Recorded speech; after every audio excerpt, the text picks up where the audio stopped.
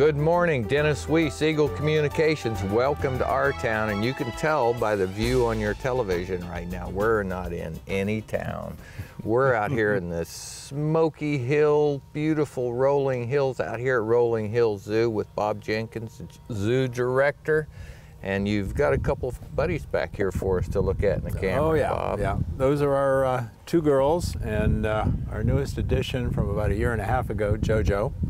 Our giraffe's dad is on the outside back there. He's the real dark one. He's part Rothschild. He was showing Junior to stay in his own side of the fence a while ago. Yeah, well, see, Junior's just come of age, so to speak, and he's beginning to show his oats, so Dad's got to keep him in line. Isn't that a good lesson for us all, Bob? I'll bet you somebody had to show you to stay on your line too when you're about 15, didn't they, Bob? Well, yeah, but I learned how to duck real soon. Okay. Well, we're here to talk about what a treasure Rolling Hills Zoo has been for the entire area for a long time. So tell us how the place got started.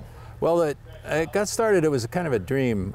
Charlie Walker, our founder, he was over here. He has a very big ranch, had a barn. He was raising Belgian draft horses. Mm-hmm. And then he made his biggest, bestest mistake of his life. He got a llama, okay? He got a llama. And then before he knew it, he had a giraffe. And then he had a lion. And then he had other things. And folks talked to him, and he decided he'd build a zoo. So that's what he did out here. He built Rolling Hills Zoo. He's the creator, the founder, the guy that started it all. Absolutely wonderful individual. A true pioneer spirit in our area. Absolutely, absolutely. The guy who would do things that other people only wondered about. Right, and he did it all. He did it all without any government support. Yeah. What a story. Yeah. We could do days on Charlie Walker, it's right? A lifetime. Yeah. So we're here to with Rolling Hills Zoo, and to make sure that people know it's here, what's in it, and what you do. So I think everybody has some concept of zoo. There's animals, and you go look at them and enjoy them, but there's a lot more to being a zoo. Absolutely. Absolutely. The protection of the animals. That is right. The preservation of species, the care and the standards that have to be met. So guide us through some of that. Well, there's a lot more behind the scenes here than meets the eye to the average zoo goer. We're a member of the Association of Zoos and Aquariums. It's an international body, an accrediting body that comes in and inspects you every 5 years to make sure that what you're doing is right. Not only just about the animals, but that you're serving your public properly. It looks at the finances and everything, and if I printed out all the paper that we'd have to go through, it'd be about that tall. Wouldn't be any fun either. No, it wouldn't be any fun at all. No. But the point is that it keeps us on the cutting edge. We're one of 230 institutions in the United States and Canada that have that accreditation, that zoo accreditation. It's very, very important. But we're also highly involved in the preservation of animals both here and in the wild, and we participate in a program called Saving Animals from Extinction, called SAVE. Okay. And we have species survival programs. The giraffes are an example of a species survival program. Collectively, we manage all the giraffes in our zoos as a single population, and so we move animals around for breeding purposes and holding purposes so that we maintain a 97% genetic diversity in that population. It's a really interesting thing to me, Bob. So before I started doing things like this, I trained horses, traveled all over the country, out of the East Coast. So coming up from Oklahoma City one time, driving along, and way up there I saw this truck and trailer. I thought, my, that is a very tall trailer. So, absolutely. As I closed in the distance, I could see something moving because the top of the trailer was open, and it was a beautiful giraffe. Once I caught up to it, coming up 35, just enjoying his trip to somewhere. Yep. And it's basically one of the ways that we move animals around the country. Some of them are fortunate, they get to fly first class and all that. But for example, Mango, our new male orang over here, who's also part of the program, he came here, he was born in Oklahoma, by the way. He came here from the Miami Zoo, and he was driven here nonstop by a crew, and he's been put on display for folks to see. So I'm one of those people that strongly believes in the preservation of the wild species is enhanced by what modern zoos do. Oh, absolutely. I think it's incredibly important, because without people seeing them, the importance goes away. It does. It's the old. You got to move the heart, Right. to get the head engaged to in work. thinking, That's and then right. the hand to do something. That's right, Like I that. agree. And that's principally what we do here. We get that heart going, but then we also give them some information for the head, so that they know what they're talking about, and then we provide a mechanism for their hands to do some good, and that's conserving animals worldwide. When my youngest was tiny, and my next to youngest is about this big, we were here on one of our family trips, and I remember the rhino exhibit at the time. There were a couple rhinos here. I don't remember whether they were white or black rhinos, but I remember there was an information booklet there about preservation. I picked it up and read it, went home, Googled it, followed that trail of information, and spent a lot of time reading about the species protection actually in Africa. That's right. So I think that's what you intended for me to do. That's right. It worked exactly down that thing. You got moved, you went out, you found more information, and then hopefully at some point you did something to help those efforts out there in Africa to get along and do the good that they're out there doing. I sent some soybeans. Oh, okay. I can really get sidetracked really easy. I'm kind of like the giraffe, I want to chew on something all the time. But my comment is this, we are all interconnected. We are. Those giraffes and us as well. So we share a planet, and it's not really as big as people think it is. And especially today, information goes around at 186,000 miles a second. And we have become one economy, one culture really, with lots of different things in the culture, but we are a global culture today, Right. including these precious animals. So Rolling Hill Zoo sits right out here outside Salina. You're one of the leading tourist destinations. In fact, on I think a couple of ranking sites, Yelp and Travel Advisor, you're ranked as #1. Incredible reviews on Google. In our area. So, there's a business model here. People coming through the gate, they pay a fee to walk around. You ask for donations, but it's a lot bigger story than that. Yep, very much so. Your species survival program, your ability as Rolling Hill Zoo with these very giraffes behind us helps ensure that the wild population as exists has enough focus on it, has enough attention on it, That's that right. there's hope for tomorrow. That's right. And the key here is to keep stimulating that. We get a new generation every year comes along, and Right. they need to be stimulated in the same way. They need to move their hearts, and when they're young is the easiest. And so we're very much a family-oriented Somebody's loping out experience. there. Oh, great. You got that, Dave? Look at that. Giraffes running across the Kansas prairie. You There you can't go. get better video No. than that, Bob. Well, they're probably mad at us because we don't have anything to Oh, feed no, them. they're having fun. They are having fun. Oh, that's terrific. Jojo. He's off and running. He's still frisky. A little giraffe race, right? For TV. So what you said, Bob, it's true for that camera too. Oh, yeah. So, you think you put a TV on a program on TV, and so it's on TV. But viewers go by the day, by the hour, by the minute. So the opportunity to show new things to people that they haven't seen before is enhanced by, we think, that's why we call it Our Town. It's about the good things that are going on in our communities or our town. So if we put them in digital format, we put them on TV, put them on the internet, the opportunity through whoever watched this, that your nephew might be going, hey, there's Uncle Bob, I think I'll Facebook that. Yep. That's how it works in today's world. And we know what our little efforts here of having a conversation are important to that giraffe. Yep, absolutely. And what happens is through that mechanism, through that TV show and everything like that, people learn about facilities like us, and then they can come out and see the real thing. There is nothing like seeing the real live animal. Yeah. Seeing, experiencing, watching them eat, watching them interact, sometimes smelling them. That's okay. That's part of it. Okay, that's part of it. That's part of it. You know, what have you. So seeing the new ones come along each year, etc., nothing quite beats that live experience, and that's one of the reasons we're here. So I've been to a lot of zoos. East Coast and Omaha Zoo here in the Midwest, very great facilities. I haven't been to a better facility than Rolling Hill Zoo. Well, we're a little unique. We try to be a little bit different than most other of the real big zoos, et cetera, which, you know, they have to worry about gate, they have to worry about all kinds of things, what have you. Here, it's more focused on the family. It's focused on a natural setting kind of situation, although you don't see giraffes on the prairie. But the point is that it's open, it's planted, people can go through at their leisure. And right now, for a modestly sized facility like us, the average zoo visit lasts almost 3 hours. People find it very relaxing, very enjoyable. It's a pleasant place to come, but I'm going to argue with you. I think you do see giraffes on the prairie. They just call it savanna over there. It's the African prairie. So, you know, back to my argument about where it's a global society now, it really, if they were able to live in their native habitat and still receive the focus and the attention and the care and the species preservation, that would be best. But that's not the reality in the world.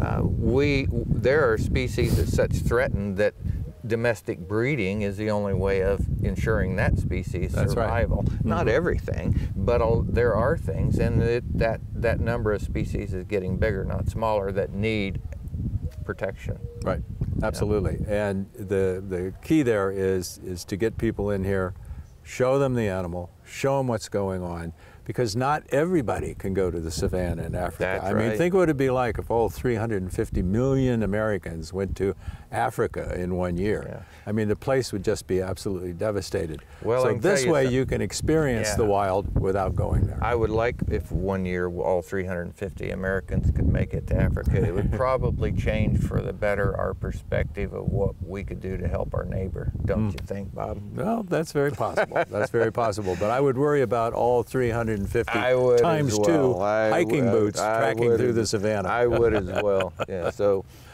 we show it to a diverse audience. There you go. So some people will catch my point of reference and some people will catch yours. So let's talk about some other things. We're set up in front of the giraffes, but that's nowhere near what you have in protected species. The rhinos are close to here.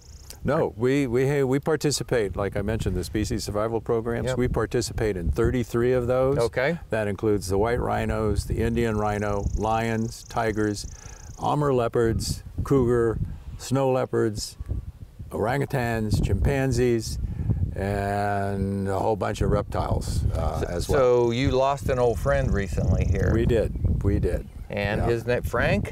His name was Frank. He was Frank. He was a mandrill. He's one of the apes, what have you. He just died overnight, as we all will at some point in time. But he was noted because he was one of our animal artists, and he was the only one that liked to finger paint. He would paint with his finger on the canvas, and then he would turn around and paint himself. I don't know, Bob, if you've noticed, but people are doing that nowadays too. Well, they're inking it. He just did it with his fingers and that kind of thing. But he seemed to have gotten some olfactory sensation. And that actually gets us into one of the things that we do here with the animals, and that's enrichment. We provide all kinds of activities for them so as to give them interesting things to do in the exhibit and what have you. And when you visit here, you might see a painted cardboard box out there. Right. You might see some cardboard boxes made to look like a deer in the tiger exhibit. Right. Well, what's inside that cardboard box or that cardboard deer is a big hunk of meat. Yep. And the tiger can come out, engage in natural behaviors, tear it apart, get the meat, so as to keep him wild. Every animal we have here is wild. There's no such thing as a domestic animal in this facility, except for the cat that lives in my office. But anyway. Yeah, he looked pretty domesticated. Yeah, right. So the key here is to provide them challenges. For example, the giraffes have tubes, balls, containers that they have to go in, because in the wild they use their tongue to go around to get food. They have to get their food out that way. We also teach them to paint as well with their tongue. And then the other thing, and the more important aspect of this enrichment program, is what are referred to as medical behaviors. Okay. You know, the lions tigers are trained to stand up next to the wire mesh like this, Right. spread their paws so that you can examine their paws, whatever, Right. open their mouth like that, Yep. so the vet can look inside and what have you. Cool. Yep. That's pretty cool. We're working with the orangutan here to put his arm through a sleeve so that we can take a blood sample without knocking him down and check their blood on a more routine basis. So I've dealt with large animals all my life, but not like this, just horses and cattle, right? So one of the real risk is to any large animal is if you have to tranquilize it. Absolutely. That is not a good day for that animal's health. So anything you can do to lion them wants alive. to stand up That's and right. do a self-exam at the gate, that's a great day. Oh, it is. It is. For example, we have to trim. Excuse me. We have to trim the hooves on the giraffe every now and then. Okay. So typically, in the old days, you'd have to go in, knock them down, work on them while they're lying down there, and then you're under the pressure because there's anesthesia and everything. Okay. Now, you have a special thing inside where they put their foot forward. And they work on the hoof like that, then pull it back and put the other one. Isn't that interesting? You do the same thing with rhinos, et cetera, to work on the toes. You know, just working different ways, enriching their lives, so to speak, and at the same time doing important husbandry tasks.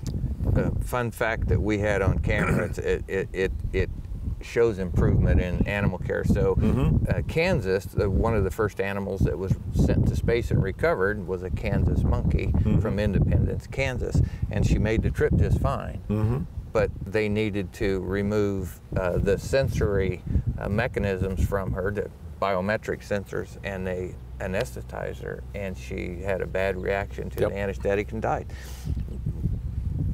We like to avoid things like that, right? And absolutely. So, I applaud all of that. That's not a one-day trip, by the way, to train a giraffe to stick his foot in something so you can work it's on a it. daily That's not a one-day effort. trip.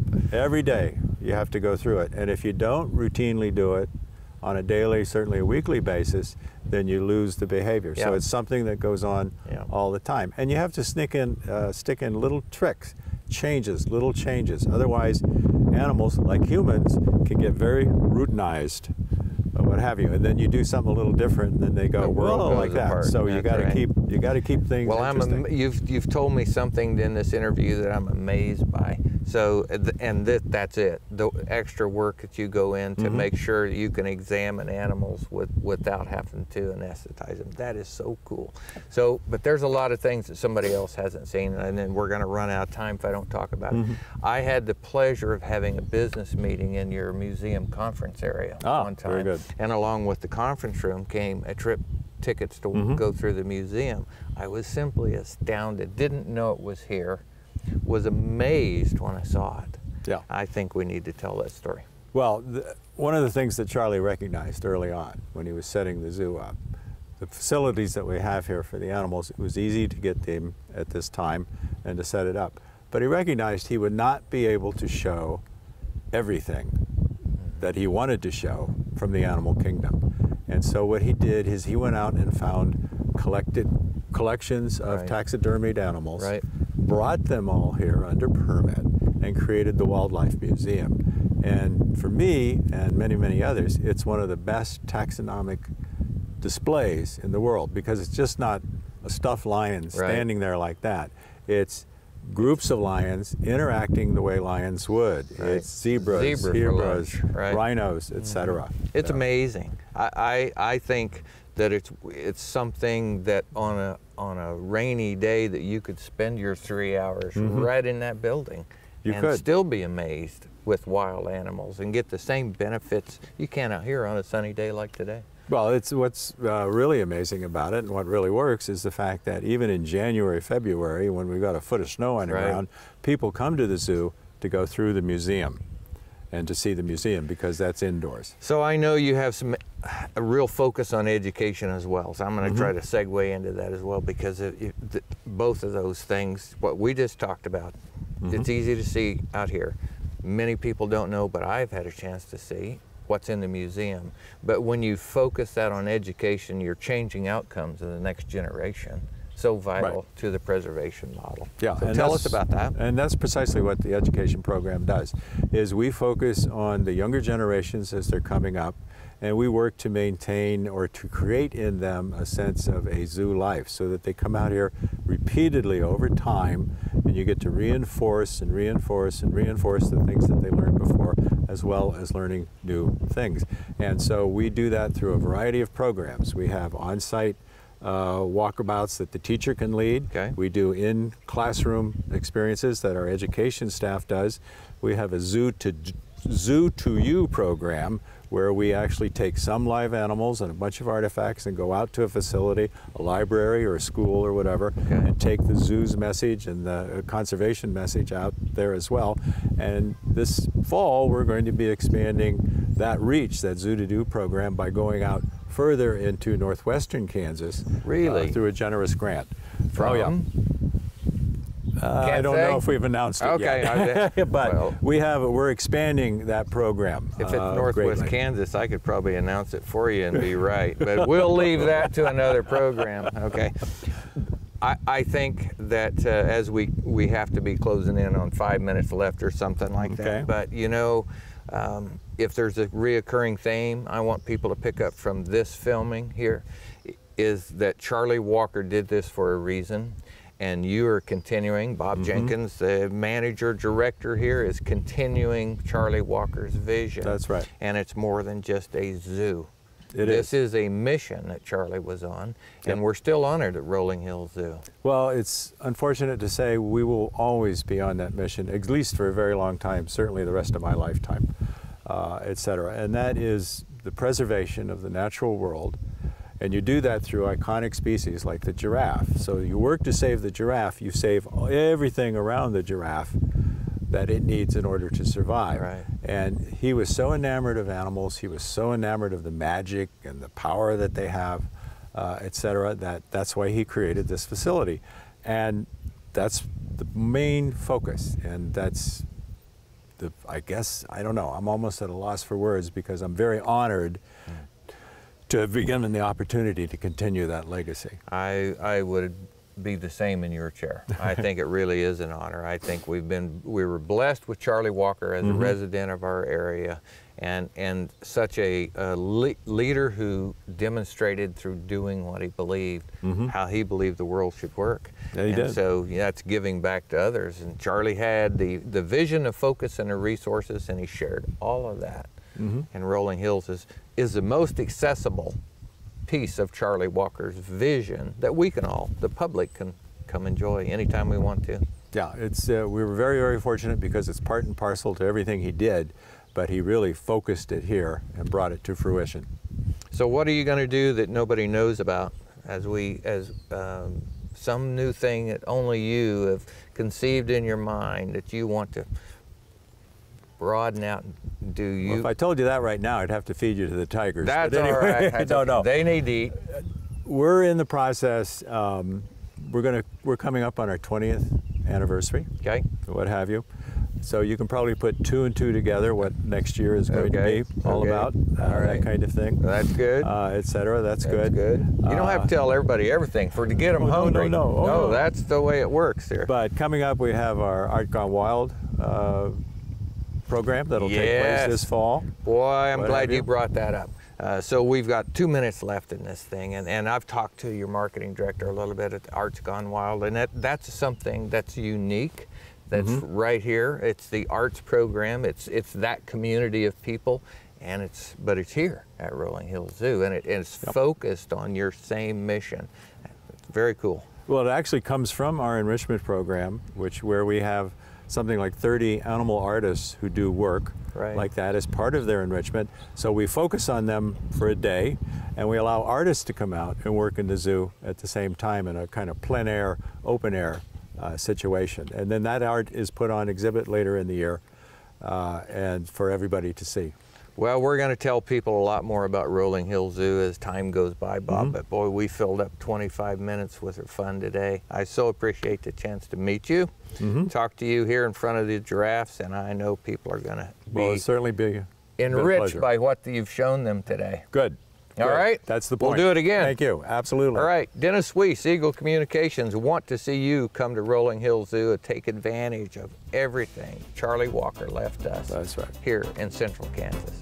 Have a great day.